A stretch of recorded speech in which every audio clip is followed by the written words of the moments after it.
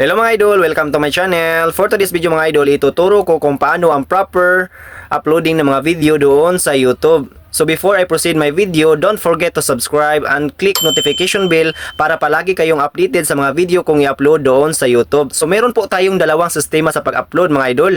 Pwede po tayong mag-upload doon sa YouTube Studio or sa YouTube apps. So ang gagawin ko po na tutorial ay doon sa YouTube Studio. So hindi ko na po ito patatagalin pa mga lods. Ituturo ko kung paano. Let's go!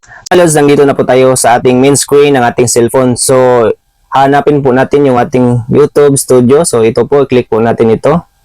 Ayan. So i-click po natin ito mga lods, yung plus sign. Ayan. So maghanap po tayo dito mga lods yung gusto nating i-upload sa YouTube.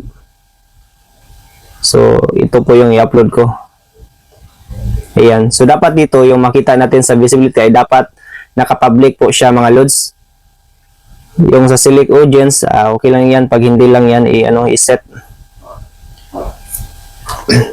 So, dito po sa comments, ay i-on ko po ito mga lods. Ayan, back po tayo. At saka, pwede na po itong i-upload. Upload short po natin. Ayan, so very simple step lang po ito mga lods. I hope yung video ko po mga lods ay nakakatulong po sa inyo. Thanks for watching and God bless to all. Bye-bye!